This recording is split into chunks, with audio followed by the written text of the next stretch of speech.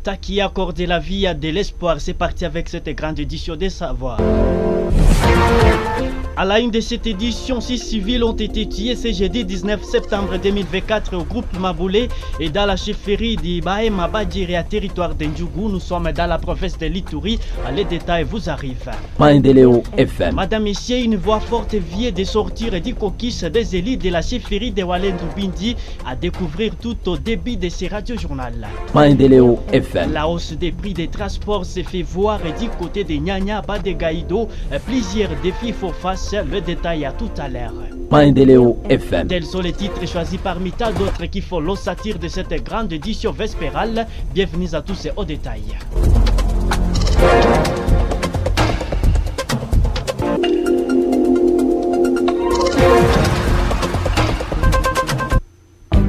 Ce journal vous est présenté par Denis Maki. Jassir Umbata sur la prise de son et la mise en onde de ces radiojournal. Et bien, l'œuvre de Sicile Malé, youtubeur, pour la réalisation.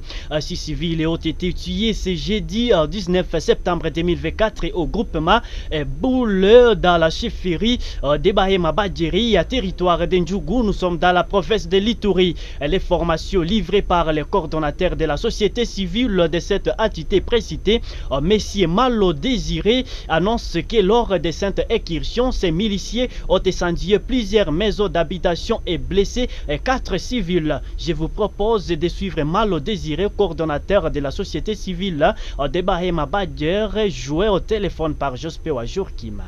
Oui, comme ils avaient prévu, ils ont fini par s'attaquer aujourd'hui à Boulé, déjà à 7 heures, dans plusieurs endroits, dont le site Pen Savon, le village de Moukjonana, c'est le chef de lieu Mangé, et aussi le village de Bombo, où ils ont fait vraiment un massacre important de personnes.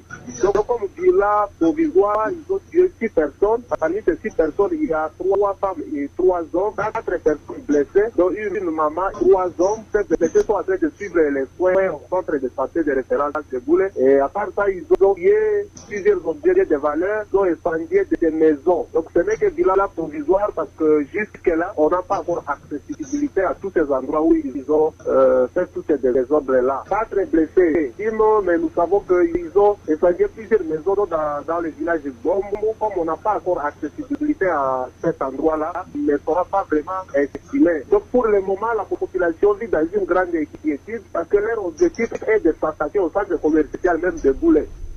Les coquisses des députés de la chefferie de Walendu Bindi condamnent avec dernière énergie les violences des armées perpétrées à la province de l'Ituri. Dans une déclaration rendue publique ce jeudi 19 septembre de l'année et à court, ces élus de la communauté Bindi citent notamment les Kodeko, les EDF, le groupe d'autodéfense Zaïre, Tini Yatuna, Djamukulabatu et les Maïmaï Kabido d'être à la base des centres et sécurité grandissante. Fondamentalement, l'agression, ils condamnent l'agression rwandaise via le MV3 AFC. Ils appellent au gouvernement de prendre des stratégies. Voici l'extrait de cette déclaration lue par Pekeza Bajiste depuis la région. Nous, la communauté Walendu Bindi, élargie aux élus, réunis à Guéti dans une réunion extraordinaire en date du 18 septembre 2024. Condamnons avec véhémence les actes ignobles que commettent tous les groupes armés locaux en Ndjougou vis-à-vis de la population civile, dont dernièrement le massacre de Sa Majesté, le chef de la chefferie de Mambissa et sa suite, le massacre des civils à Jina, à Fatak et ainsi de suite. Ces actes constituent du pire sabotage au processus de paix vis-à-vis de leur engagement pris devant le VPM de la défense à présence de toutes les communautés ituriennes. Dénonçons la recrudescence des massacres perpétrés par les ADF et les Maïmaï Simba dans les territoires de Mambassa. Tout en saluant la calmie précaire observée en territoire d'Irumu, déplorons les actes macabres des ADF, ça et là, sollicitons auprès du gouvernement congolais l'encadrement de toute l'opération menée dans le cadre de mutualisation des forces FRDC-IPDF afin d'éviter tout débordement comme le cas des drones tombés à 10 km de la ville de Bunia. Les constats faits par les services de sécurité et de défense ont démontré clairement que certains fils de l'Ituri et dont certains commandants des groupes armés Zaïre et MAPI se sont affichés à Bunagana et Rutshuru aux côtés de l'AFC M23 pour déstabiliser et prendre d'assaut la province de l'Ituri à vue de balkaniser et imposer sa guerre économique à complicité avec l'Ouganda qui joue l'hypocrisie dans la relation diplomatique bilatérale avec la République démocratique du Congo. De tout ce qui précède, la communauté Bindi recommande ce qui suit au gouvernement central. 1. Accélérer la tenue du forum des paix de l'Ituri par le ministère de l'Intérieur. 2. Encadrer toute opération menée par la force mutualisée. 3. Accélérer la mise sur pied du programme RAD en Ituri pour barrer la route aux avancées de l'AFC M23 et rendre effectif le programme de PDDRCS. Au niveau du gouvernement de l'état de siège. 1. Élargir la coopération civilo-militaire avec les différentes communautés. 2. Saisir le gouvernement central sur la nécessité de mise sur pied effective des programmes RAD. La situation sécuritaire précaire vécue en ces derniers temps à Chefferie de Babila Bakwanja, territoire de Mambasa, serait à la base des cas de vol des produits chapitres de la paisible population et par des économies. C'est ce qu'a fait savoir à la presse ce mercredi 17 septembre 2024 le président du conseil de la jeunesse du groupement Babila Bakwanja. D'après Adolphe Tumbouazi, plusieurs personnes mal intentionnées envahissent des champs et de la population à récolter alors leur culture dont les plus visés sont les cacao. Il est ici au micro de votre radio. Ndani ya sheferi yetu ya Babila Bakwanza, wizi ya kakao kabisa inakuwa mone kurate kabisa. Hivi kupitia hii hewa nye tuko ndani kabisa batu. Le vol est devenu monnaie courante dans notre chefferie de Babila Bakwanza, surtout les vols de cacao. Nous regrettons de voir que les gens sont en train d'en profiter pendant cette période de l'insécurité, en train de voler les cacao des paisibles citoyens. Les champs de cultivateurs est devenu pour tout le monde, et même les acheteurs sont cités d'être à la base des vols de cacao. Ils utilisent des personnes pour leurs intérêts. Ils utilisent également les pygmées. Nous remercions les chefs de notre chefferie de Babila Bakwanza d'avoir tenu une réunion d'urgence pour mettre fin à cette pratique qui est devenue récurrente. Au cours de cette réunion, il a déclaré que celui qui sera attrapé dans ces pratiques sera traduit devant la justice. Inaomba kumubania na kumpeleka mbele ya serikali. Donc une nouvelle incursion des présumés ADF a été signalée la nuit du mercredi au jeudi 19 septembre 2024 à Kaleverio, une entité située dans le village Katanga, groupement Bangolé à Chefferie de Babila Babombi, à territoire de Mambasa. Nous sommes dans la province de l'Ituri. Le bilan provisoire est d'une personne tuée du nom de Pierre et 4 maisons d'habitation incendiées. L'information est confirmée par Grace Kakinen, secrétaire de la CRDH coordination de Babila Babombi, qui appelle la population à la dénonciation de tout cas suspect. On l'écoute. Oui, il y a eu encore une incursion des rebelles ADF à Kaleverio, entité située dans le village Katanga, à groupement Bangol, à chefferie de Babila Babombi dans le territoire de Mambasa. Et comme bilan provisoire fait au moins d'une personne du nom de Pierre qui a été égorgée par les sanguinaires ADF, 4 maisons aussi incendiées par ces mêmes belligérants. Et nous appelons la population d'aimerait toujours être vigilante et de dénoncer tout mouvement suspect. Et à notre armée, nous les appelons de continuer de faire les patrouilles de combat, surtout les coalitions FARDC UPDF, de continuer de traquer ces ADF. Et ces ADF circulent librement toujours dans le groupement Bangol, à chefferie de Babila Babombi. Et nous appelons la population de quitter la brousse. La population qui continue à rester dans la brousse, nous les appelons de quitter la brousse car l'ennemi circule toujours dans cette partie du groupement Bangol, surtout à l'ouest. Et l'est du groupement Bangol est toujours menacé par ces ADF. Aujourd'hui, nous venons de perdre un papa au nom de Pierre qui a été égorgé par ces sanguinaires ADF, et c'est ce que nous appelons la population de demeurer toujours être vigilante. RCM FM, ligne éditoriale, la promotion de la paix pour le développement. www.mindeleobunia.net. Radio communautaire Mendeleo, les top des médias, les informations en ligne. Parlons de cette bonne nouvelle. Plus de 60 journalistes de la province de l'Ituri ont été formés sur la sécurité des journalistes et attend des conflits. C'était lors d'un atelier organisé par le collectif des femmes journalistes CFJ et les raisons des journalistes d'investigation régie dans la salle polyvalente de la radio Tangazeni Christou RTK en sigle ce jeudi 19 septembre 2024. Selon Jérémy Kakoulé, est chargé de communication du CFJ. Cet atelier consiste la sécurité du journaliste et à Ituri a encore des problèmes. Il est ici dans ces propos recueillis par votre radio. C'est d'abord un atelier de renforcement, disons un atelier d'élaboration des plans de sécurité à l'intention des médias de l'Ituri. L'objectif est de renforcer les mécanismes de protection et de défense des journalistes dans la zone à conflit. L'activité intervient dans le cadre du projet intitulé « Défendre et protéger les journalistes dans la zone de conflit ». C'est un projet exécuté par le collectif des femmes journalistes dans la province de l'Ituri. Le projet est mis en œuvre par le CFJ en collaboration avec les réseaux de journalistes d'investigation pour des agressions contre les journalistes à RDC. Dans la perspective de multiplier les initiatives visant à renforcer les mesures sécuritaires à l'endroit des journalistes. C'est dans ce sens que nous avons aujourd'hui appelé responsables des médias, les directeurs et les rédacteurs en chef pour essayer d'échanger, d'abord renforcer un peu leurs capacités par rapport à la sécurité des journalistes, sécurité physique, sécurité psychologique, sécurité numérique et même économique, pour pouvoir identifier les risques potentiels et les menaces, proposer des pistes de solutions après avoir analysé les forces et les outils en présence. En tout cas, c'était ça l'activité.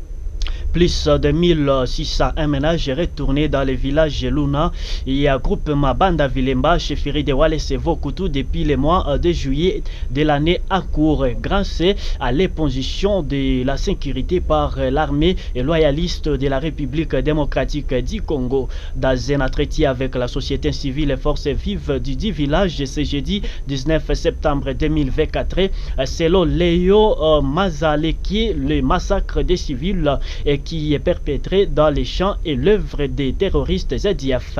Suivez-les dans cet élément réalisé par votre radio. À partir de juillet à nos jours, il y a un peu de calme qui s'observe sur la RN4 sur l'axe Luna Commanda. Néanmoins, ce que nous constatons avec amertume, plusieurs massacres sont en train de se dérouler dans les champs de la population par les ADF Nalu et les bandes de bandits ou groupes de jeunes armés venus du Nord Kivu dans le but de s'enrichir des cacao d'autrui. C'est cela qui déstabilise la sécurité dans les villages de Luna Samboko et ses environs. Partant de la calmie qui s'observe sur la RN4 et dans les périphéries de l'agglomération, la population retournée est estimée en termes de ménages et en nombre de populations, c'est-à-dire il y a 1701 ménages. La population de Luna Samboko et ses environs remercie tous les efforts fournis par l'administrateur militaire du territoire d'Irum et les membres de sécurité qui l'entourent pour avoir imposé la paix dans la zone partant de sa diplomatie militaire et administrative. Elle recommande à la FARDC et Opération Oshuja de pacifier les patrouilles de combat dans toutes les étendues du groupement de Banda Vilemba pour éradiquer les phénomènes ADF Nalu. Changeons de chapitre dans ce radio-journal. Les trousseaux routiers Mambasa et Nyanya via Banda et au territoire de Mambasa à Ituri et de nouveau donc ces derniers temps un véritable chemin de la croix pour les camionneurs et autres usagers de cette route nationale numéro 4.